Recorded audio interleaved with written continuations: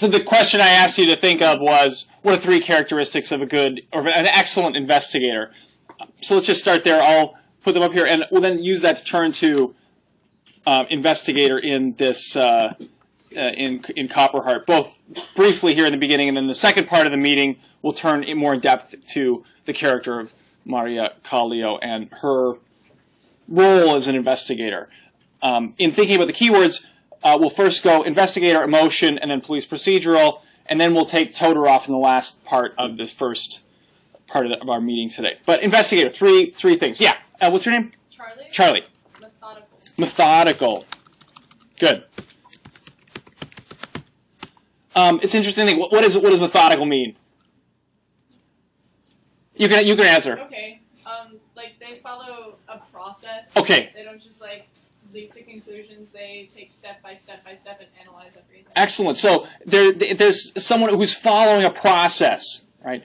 I think Gabrielle mentioned the other day that she took this course, Crime Scenes, Investigating the Cinema, that I teach with Eric Ames from the German department, and teaching it next fall. And it was really cool when we developed the course. I thought it was cool. Not my idea, but Eric's, in developing the course syllabus, he looked at the FBI handbook for investigations, and there it lays it out. That's the whole table of contents. What are the process of an investigation? Arriving at the scene, collecting evidence, all these things where you're following a process, and that process guides the investigation. There's a structure to it. So what Charlie says when she talks about methodical is thinking about those sorts of guidelines that organize an investigation, right? An investigation is a formal process that leads to the collection of a certain body of material that supports one view or another. Usually we have a kind of investigation has a kind of a legal ring to it, and an investigation leads to findings that are evidence oftentimes in some sort of legal proceeding. Great. Palube? Tabule, sorry. Okay. Sorry. I don't know what word would fit it, but someone who doesn't settle for. I was like thinking curious, but like you know how like sometimes there's like the first initial like, oh, this is the person who did it, but then like an investigator should be someone who doesn't always take things at like surface. Okay, so there's a lot there. Maybe thorough is one aspect of that. Asking a lot of questions, right? Also persistent. Is there? Yeah. Agnes. Courageous. Courageous. Certainly in a crime fiction setting, right? Well, let's come back to this idea of courage and courageous in Todorov, because part of his point is that different subgenres of crime fiction cast the investigator in different ways. The investigator of the whodunit maybe isn't so courageous, but in the hard-boiled, courage is very important. It's a great point. Emily? We said like a perceptive interrogator, so just someone who like knows how to get someone to open up, like without them shutting down. Knows what questions Okay, to ask. so interrogator, this is an interesting one. Someone who knows how to ask questions, right? Let me tell you, I'm married to a lawyer, and one thing I learned that was really, you're going to laugh, but one thing that I learned from her years ago was how to ask better questions. That's what lawyers do, right? And it was like such a basic like rhetoric 101 or something like that, or even high school. But the difference between a closed-ended question and an open-ended question, right? A closed-ended question leads to a yes or no. You know, do you like the fish? Or a closed-ended question, how do you like fish, right? Or open-ended rather, how do you like fish? And actually, the reason I always remember it is because I felt like it really had an impact on my teaching. I was asking all these closed-ended questions to students in the classroom, and of course you don't get any discussion, right? When you're like, don't you think this? Don't you think that? But when you ask open-ended questions, you get different kinds of answers. So you start thinking about that style of that rhetorical choice. How am I going to ask the question? A good investigator does that. And then, you know, they oftentimes, they think, you know, especially lawyers, right? There's certain things they don't want in the record. And so they don't ask questions that go there. That's when they, you know, so those kinds of rhetorical choices matter, and that has to do with investigation. What kind of information you want, how you want to get it, and so forth. Good. Jake, and then what next to you first, though? Leah, great. You have to be good at reading people. Okay, reading people. what do they call that? Emotional intelligence or something like that. Like those kinds of notions of how we perceive people, right? Excellent point. Yeah, Jake? I would say experienced. Experienced. Yeah. Further back. Yep. Name? And they need to keep an open mind. Okay, open-minded. Good. Moving across over here. In the back. Detailed, yeah. I think what's an interesting thing, like, is a detail like a big thinker? I mean, rather, is an investigator a big thinker person or sort of a person who puts the details together? Maybe they can be both, but there's certainly that balance that needs to be found. Yeah? Behind you, and then you. Name first? Josh. Patient, good. Yeah. Yep. I'm sorry for the names. I'm working so hard on it. They have to be observant. Observant, yeah. So that's a different quality than question asking, right? Someone who is continually paying attention. What was your name again? Kaya. Okay. Moving up right here, yep. Kind of similar to like detailed or methodical, but meticulous. Meticulous. What is the difference between meticulous and detail-oriented?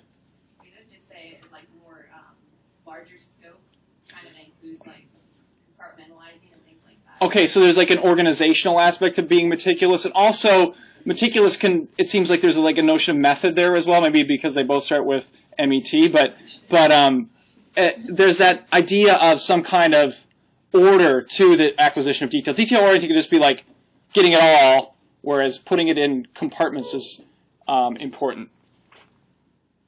Ben, right. I was going to say someone that doesn't have bias. Okay, unbiased. Neutral.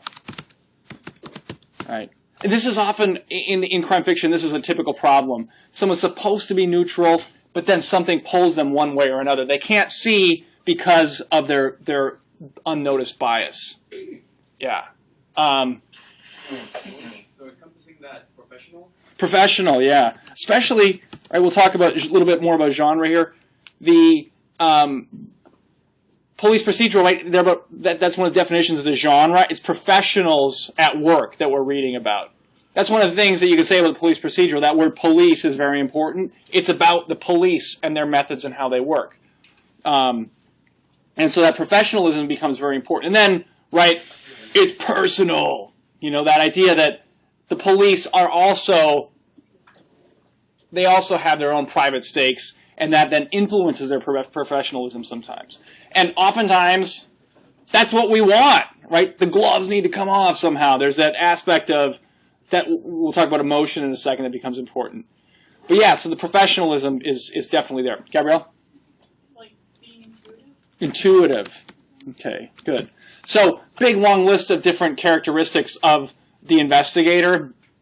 And I don't have a lot to add here that, in terms of thinking of the investigator and beyond these terms. This is exhaust in many ways key aspects of what an investigator is. The reason for including this keyword is to call your attention to the importance of this role in the crime novel. The investigator is almost always the protagonist. It doesn't have to be, but almost always the investigator is the protagonist. And there can be different ways of relating that protagonist's perspective. It can be in the third person, where there's an omniscient narrator who puts us in the head of the investigator.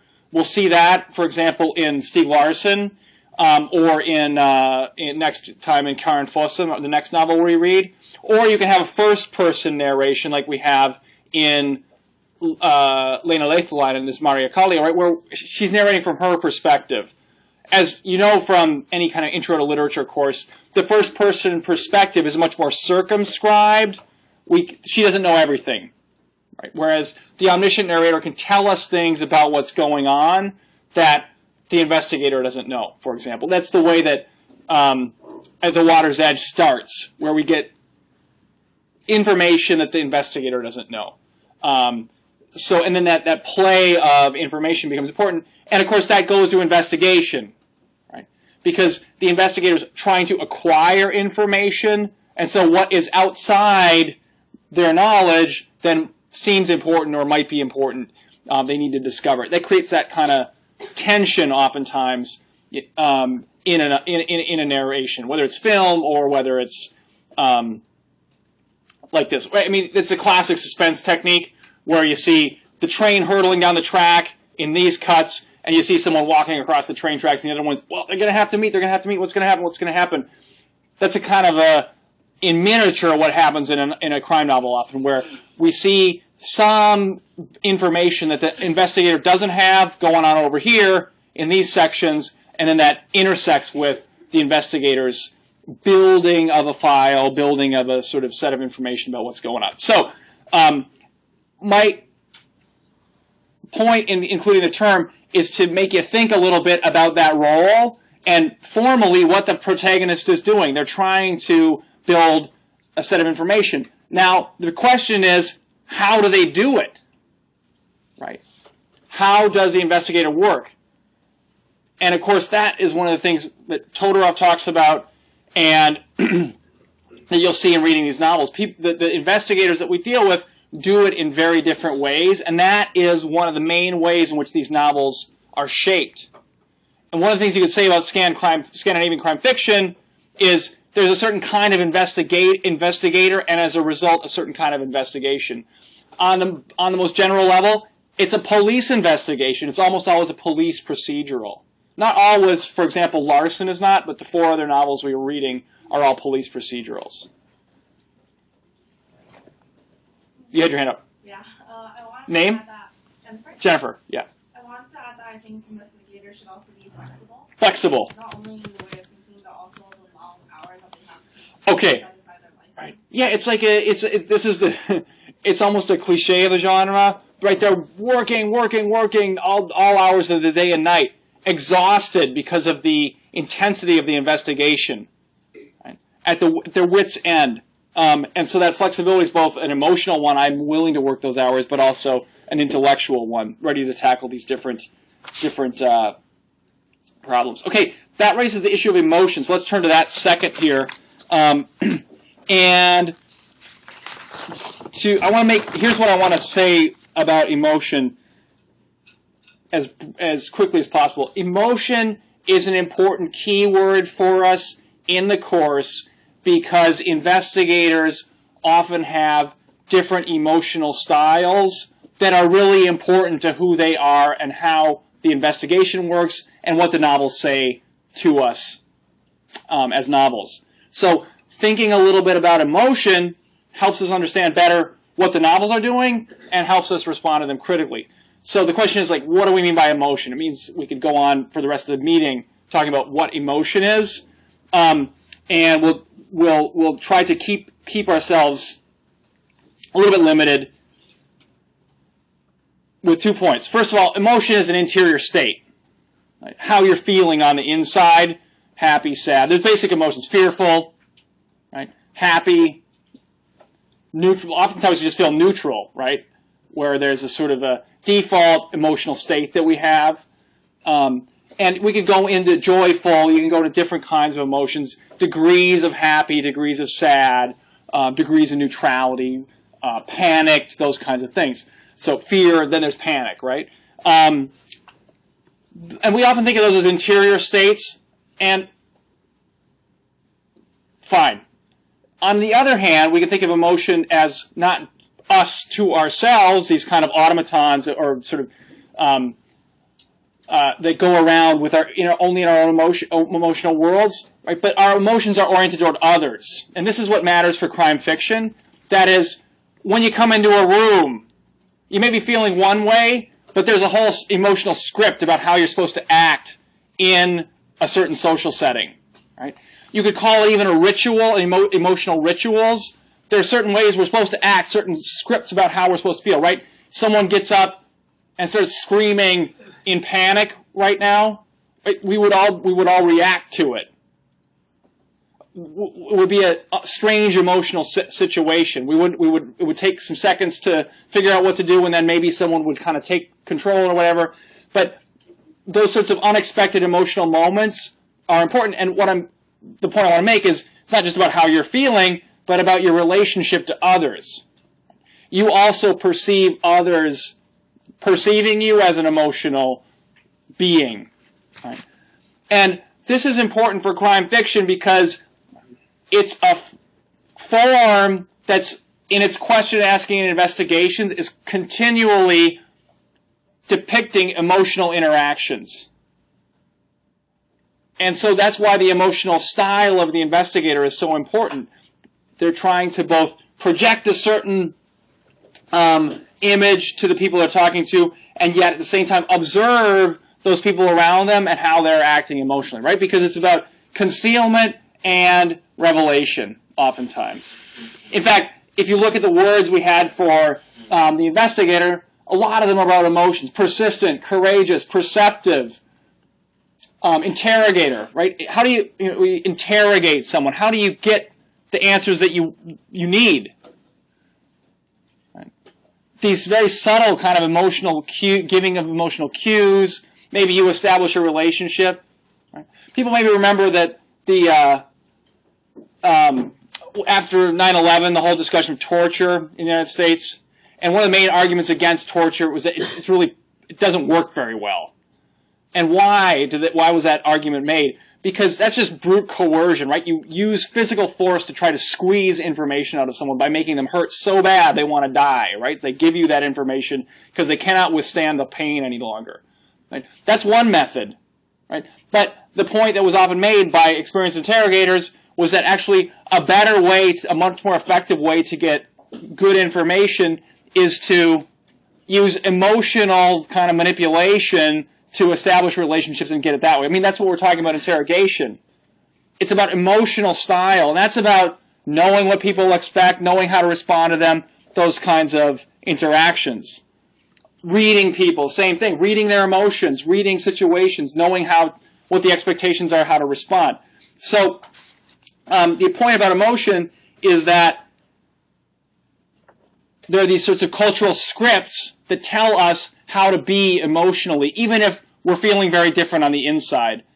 And crime fiction is very much about those sorts of emotions. And the reason I have included it with Lena Lehtalainen is because Maria Kallio is depicted as someone who talks a lot. I mean, she talks a lot about her emotions in that first-person narration. Right? And so one of the things then you can ask is, like, is that okay? What do we expect from a police officer? Is that what a police officer is supposed to do? Or is that, and right away when you think about it that way, then you can see, oh, well, that has to do with gender, right? And one of the interesting things about Scandinavian crime fiction is that oftentimes it's the men investigators that are these sorts of emotional characters. If you read Manko, for example, his Kurt Wallander, he's all about his feelings, which lead him one way or the other, and he has all this anxiety about what's going on in this more criminal society. And oftentimes it's like Maria Kallio, where she gets in trouble for her emotions. She feels like she can't be that way that she is inclined to be. So that's just one example of how those emotional scripts work. Men and women culturally face different expectations about emotional style. So that's the point I want to make. I want to take a second here before we turn to the last keyword to just have you talk a minute together with someone sitting next to you. What is Maria Kallio's emotional style?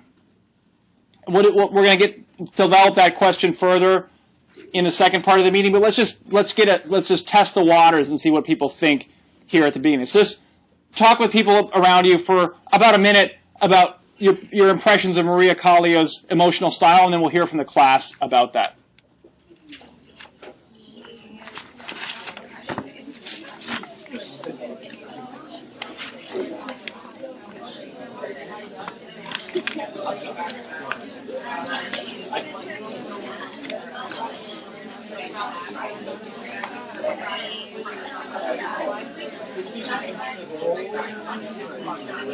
I don't think she's very good at this. There are moments where she just kind of like lets it take.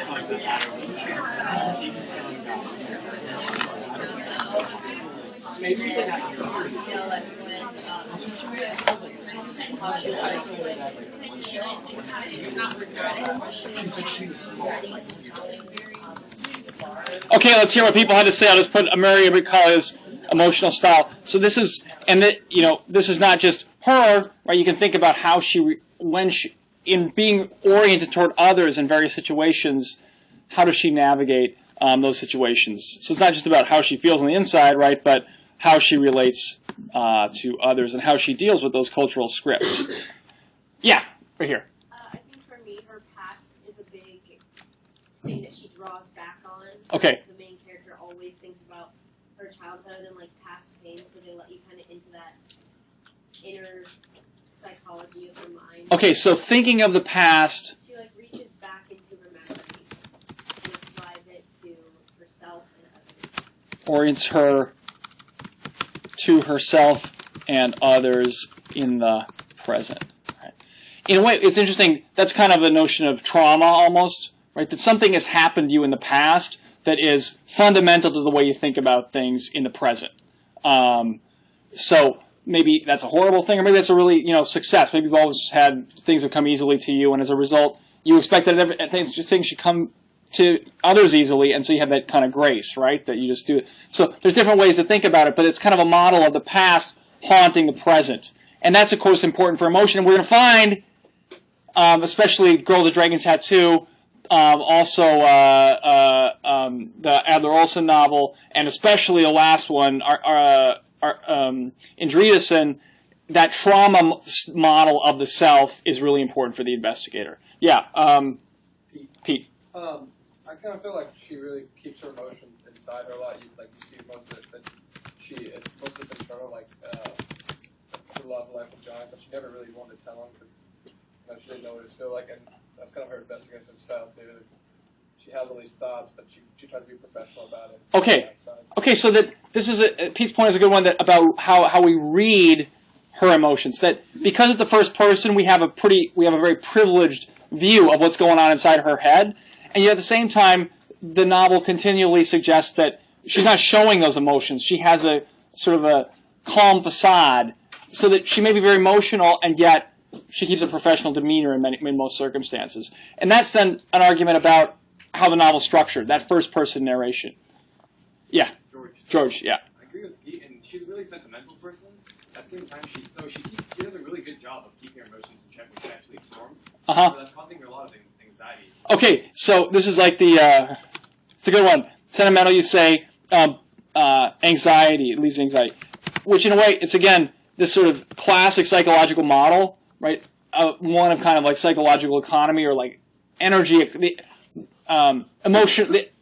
economy of emotional energy. That if you bottle up your feelings, what happens? They blow up, right? You can't control them. And so this is an instance where because of the emotional orientation that George is emphasizing, we expect explosion, right? And of course, that's like one of those styles, right? Those people probably everyone knows someone in their family or a friend, right? Who's very passive. They never fight back. They never say anything. And then all of a sudden, it's just like, boom! Total explosion, right? And way, way over the line. You're persecuting me, whatever. And it's a certain emotional style, right? Where someone doesn't have the language to be assertive or doesn't have the language to deal with everyday conflict. Maybe she's a little bit that way, but that's hard to be an investigator if you have that personality, right? Because you got to be comfortable. Yeah. Tabule. We agreed that it keeps. I mean, it goes with keeps emotional concealed too, but at the same time, it's because of like what we're talking about, like cultural scripts. Like even though she is emotional, she also has it in her mind that everyone there sees her as a woman. So if she has a breakdown, or if she lets her emotions like control how she does it, like she'll just fall under like what everybody's saying, like, oh, she's a female sheriff, like of course she's gonna cry. Like, okay, right. So that a big part of the novel, right, is what the tension she experiences between what she perceives as people's expectations for her, maybe rightly so, and what she can actually be. And because she's a young woman, she's continually trying to live up to those expectations, which suggest to her that she's always lacking somehow, or at least in her mind, right? And then at the end, right, what's the sort of satisfaction of desire? She gets picked for the baseball team, whatever, right? She can do it. She's like a man among men, so to speak. This is a novel that it's about a woman, but it's also about masculinity, right? In that sense of emotional styles. Excellent point, Charlie. This kind of ties back to how the past orients herself to the present. Mm-hmm. The relationship she had, especially with like Yaska and Ella and Johnny from before, are affecting how she views them in the investigation. Like she goes in the beginning wanting like absolutely like Johnny did not do it. I don't care what the evidence says, and then she ends up like overcompensating. This was totally Johnny. Johnny totally did this. Yeah. And then. Right. And then she turns to be wrong in those cases, right, where her emotions in a way lead her astray, which is that would be a place to look for a paper, for example. Just track down what are those relationships, and then what kinds of conclusions they lead her to. Is she right or is she wrong? And oftentimes a novel has that sort of, these crime novels have that kind of coded message to them, right? She's relying too much on her emotions, in a sense, because they lead her down the wrong paths. You don't have to read, I mean, it doesn't have to be read that way, but that's one question you could ask. What are the different ways in which the emotions work or the investigation works, and then what gets rewarded and what doesn't get rewarded in the novel? Okay, let's take two more comments and we're going to shift gears here. Yeah. Austin, yeah. Dealing with her emotions really helpfully because she's dealing with a new job, murder of her friends, seeing all these people she hasn't seen in a while, missing her boyfriend, rekindled love interest.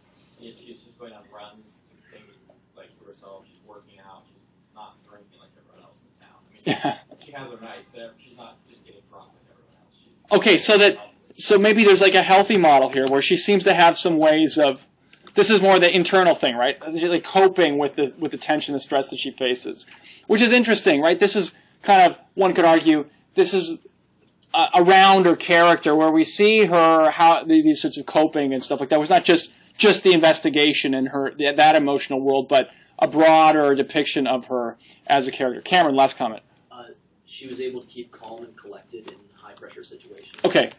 Like especially with Katina and the house was being burglarized. Okay, so she has these. She has the kind of emotional poise to deal with a lot of stress and pressure at various moments, right? That's that confrontational tension, right? You know that if you get in some sort of confrontation, it's extremely uncomfortable, right? Where there's like the potential for violence. And she seems to be able to be calm in those situations, right?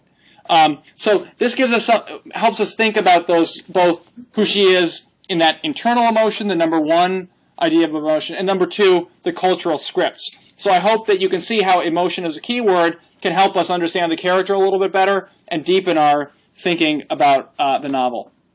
Finally, police procedural, before we turn to Todorov. As I said, the police procedural is the primary subgenre for Scandinavian crime fiction. That's a good question for the midterm. The police procedural is the main subgenre for Scandinavian crime fiction. There can be the whodunit, or there can be the thriller, of course, the political thriller, whatever. They're out there too, but 80% of Scandinavian crime fiction is police procedural novels. Just as we have in this course. Girl with the Dragon Tattoo is not a police procedural. It's a mix of different things, but and all of these have sort of mixture aspects. Certainly this one does. It's a whodunit and a police procedural, but it's predominantly a police procedural because It's the police who are the investigators, right? And then with that police as investigators come a certain literary form. There's multiple characters who are doing the investigation. So dialogue among the characters becomes an important way of telling the story. Kallio calls Koivu, and he tells about what he did in the investigation and his impressions of this suspect. She talks to Järvisalo, the boss of the whole thing. They exchange notes. She talks to these rank and file officers who are conducting the investigation. Those dialogues are what the subgenre is made up of. Or further than, call the witness down to the police station. There's Johnny sitting on her couch. She seems kind of nervous. In the police procedural, that sort of the actual process of investigation is the framework for telling the story in the novel. So that's one of the main things about the police procedural to keep in mind. Another thing, right? The CSI effect, you could think of it as. Technology, forensics become an important part. And why? Because the police have all these resources that a private eye would never have or a sleuth would never have. Science, a whole lab technology. So what happens in the police procedural? Call in the coroner or the lab technicians to look at the crime scene. And then, of course, we have those dialogues between different characters. But police procedural, those sorts of features are important. An important point for the police procedural in Scandinavia is this name I'll write up here that was in I mentioned before, Sjöwall and Valu, a Swedish husband and wife, and they were actually, they kind of invented they invented the police procedural for Scandinavia, and this is why. I'll bold it up really big because that's an important pair of names. Sjöwall and Valu are important because they translated the novels of the American crime writer Ed McBain, who wrote 100 novels about the 47th precinct in a fictional New York City that defined the literary police procedural in the English language.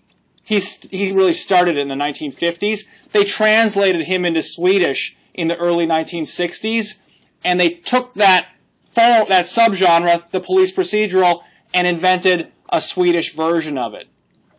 So because they were the translators and they saw what he was doing, they were able to take it and transplant it to Sweden. So why are they yeah? Can you repeat who they translated? Ed McBain, McBain.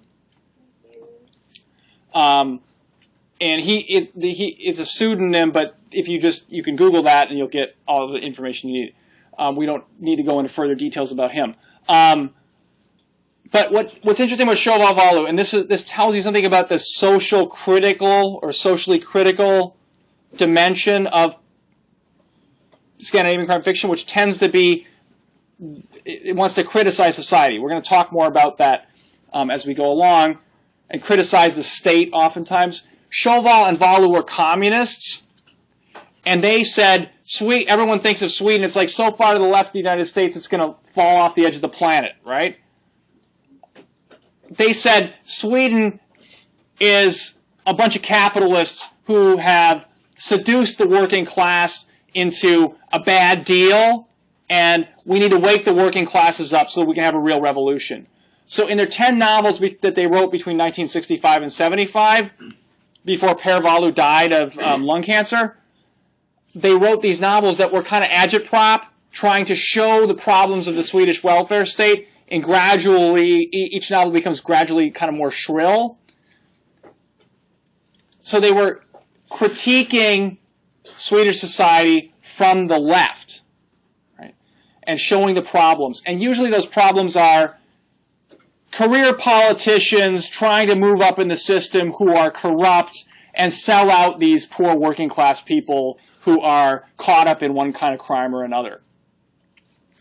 So we're not reading one of their novels. We could read one of their novels, but I think for us, it's enough to know a little bit about them. If you're really interested in them, I would suggest reading one of their novels. You can choose almost any of them, and they're very interesting. But it's really important as a beginning of the tradition, and that is where the police procedural comes from in Scandinavia. Before that, they had all kinds of whodunit ripoffs, Agatha Christie versions by a Swedish writer, thrillers by Norwegian writers. There were lots of them, but they weren't getting attention outside their own national literatures. So that's in sum the police procedural. Very important for Scandinavia. A lot of dialogue about within the police that drives the story forward, and then historically important. Okay. Any questions about the police procedural? All right, you can sound very sophisticated when you say, "Oh yeah, I read a procedural," you know. So, okay. Then the last thing I want to do here, we'll go a little bit over and take a break from about 25 past to 25:2. Is look at the Todorov article, and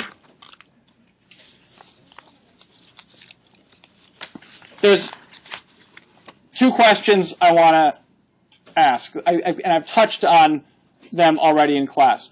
And I'll just ask you to take a few minutes here to talk to one another, and then we'll talk about it as a class. First question is, what's his main argument about crime fiction? And number two, what subgenres of crime fiction does he identify based on that argument? So I've kind of actually told you what his argument is, I think the last class, or maybe I said it even a couple times. And it has to do with the structure of the story, or the structure of the crime story. And number two, then what does he say about, how does he identify these subgenres based on that argument? So that take about 5 minutes to do that, and then we'll use the last 5 minutes of the period we've allotted ourselves for this first part of the meeting to talk about Todorov here. Okay.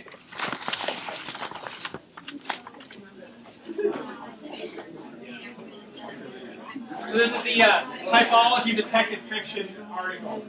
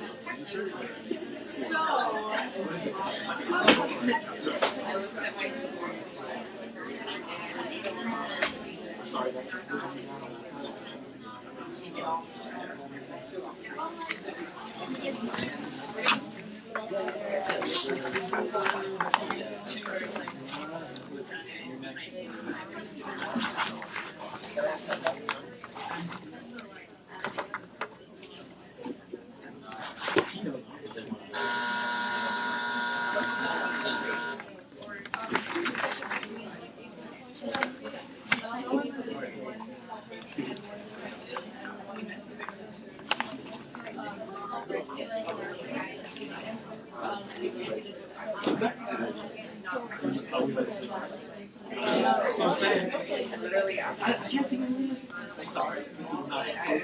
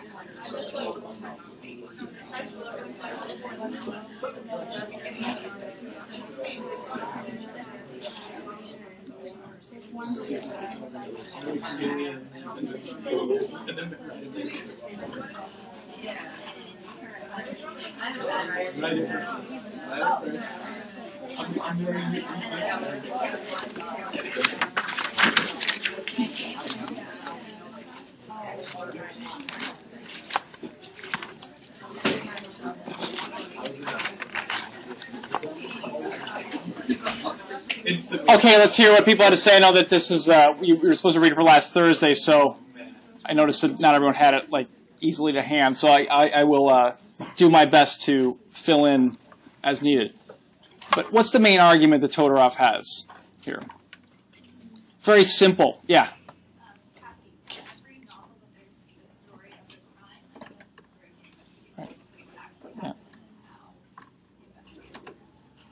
Brilliant. Thank you. Great start. This is the main argument. He says, I think, let me see where he says it. Exactly, almost exactly the words that you used here. Where he says, at the base of the whodunit, we find a duality, and it's this duality which will guide our description. The novel contains not one, but two stories, the story of the crime and the story of the investigation. This is his main thesis, and that's a good argument. It's simple, it's elegant, and he's able to do a lot with it in a short amount of time. And it's, when you think about it, I've taught this essay many times now, so to me it makes sense. But at first you're like, whoa, that's a good idea about the crime story. There's actually two stories there.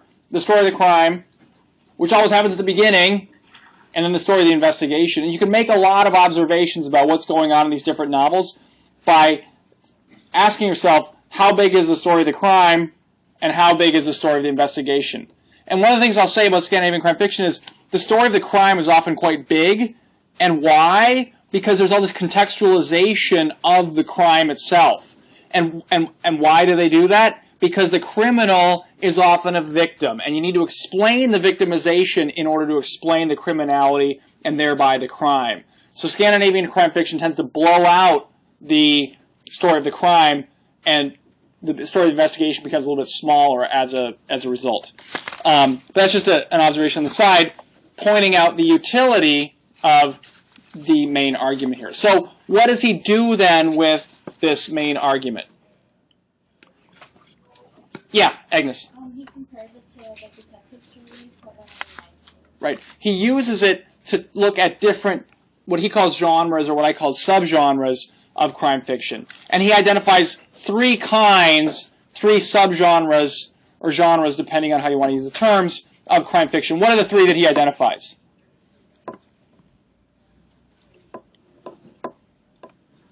Yeah. Whodunit, thriller, and suspense. And his argument is based on identifying different relationships between the story of the crime and the story of the investigation. So he's laid out a principle, and then he uses that principle to make these distinctions between different kinds of crime fiction. So how does he define the whodunit, then? What's a whodunit for Todorov? Yeah. What was the second question? Again, the first one was the main argument about. Right. What does he do with the argument? And what he does with the argument is he identifies three kinds of three subgenres of crime fiction, or three kinds of crime fiction: the whodunit, the thriller, and the novel and the story of suspense. So, what's a whodunit for him? What's the defining characteristic of the whodunit? Charlie? He's like super specific. There has to be like at least one detective, at least one criminal, at least one victim. Right. All of these people have to like be like important, like the butlers can't have done Okay. You're right that he lays out that list there. That's actually a very famous list by this guy, S.S. Van Dyne, who was a kind of a minor crime writer in the 1920s. And one of the things he's doing is he's pointing out just how formulaic the whodunit is. And he wants to reduce those rules to some main principles. And basically his point is that in the whodunit, the crime story happened in the past. And as a result, the interest in the story is our curiosity in the mystery of what actually happened back then. Right? So when we read the whodunit, it's about the past. And the past doesn't haunt the present. Remember, I'm sorry, what was your name again? Who made the point about Trump? What was your name again? Kim? Yeah. Yeah, Kim's point about sort of in the Copper Heart, the past kind of haunting the present. Really, that's not a problem in the whodunit because it's all about figuring out the past. The past is a puzzle, right? And those are kind of, it's a little bit of an apples and oranges point because we were talking about the psychology or the emotions of Maria Kallio, not the relationship between the crime and the investigation, but just trying to explain the relationship. For Todorov, it's about that crime story and the present. And in the whodunit, it's back there. It doesn't touch the present, no matter what. And if you think about, if anyone's ever read an Agatha Christie novel, that's exactly what they're like. That no matter, even if the murder is right there, they would never harm the investigator, Miss Marple, or who Cole Poirot. It's about the past. So what's the thriller then?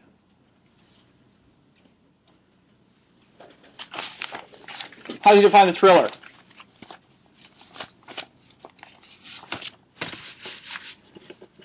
Yeah. Cassie? Yeah. So when we've done it, the two stories of police that were in the thriller, they are just converged together. They're converged together. He's merged them the author has merged them together so that in the pure thriller form, it's almost like the Bourne Identity, right? Where we get a little inkling of a plot unhatching, and then it's like run, try to stop the plot. There's a lot of tension about the relationship between the investigation and the unfolding plot. It's like the ticking time bomb story. How are we going to stop the time bomb? Right? There's a deadline. The bomb is going to blow at 11:59 p.m. We got to figure out where it is and who has the code to not make it blow up. So it's a race. And the tension comes from there, not from some sort of puzzle in the past, but from what's going to happen next. Right? So that's the thriller for him. It's interesting to think about all the consequences of that different kind of narrative organization. And then there's a third kind, the novel of suspense. What's that? It's a little bit more vaguely defined, I think, than the other two. But what's the novel of suspense for him? It's a hybrid of the two, right? Where the mystery is there, but there's also that tension. And I think the defining feature, I would say, of this novel of suspense is that some character in the story of the crime threatens the investigator or someone in the investigation. So that there's a mystery, but the mystery is threatening somehow. Right? That's not a part of the whodunit, but it is a part of the novel of suspense. Dragon Tattoo is a good example of that, where there's a really strong whodunit aspect to it. The crime happened way in the past, and it happened on an island. There's a circumscribed set of suspects. It's a cold case, to use the marketing term that we use today. And yet, suddenly, it gets really dangerous, right, and threatens the investigators themselves, as you'll see, if you haven't read it already. So that's a good instance of what Todorov would call a novel of suspense. So the reason for using these terms is twofold. First of all, they help us make some distinctions between what we're reading. But second, they might raise some questions for you as you think about these novels, about how they're positioning these two stories, the story of the crime and the story of the investigation. And that then can help you see how the novels work to get you on the hook. Is it about tension? What's going to happen next? Is it about mystery? What happened back then? Or some combination of the two, that novel of suspense. Any points or questions about Todorov? Okay, we ran a little over time, so let's take 5-minute break if that's all right, and then we'll use the rest of the time for Lathrop.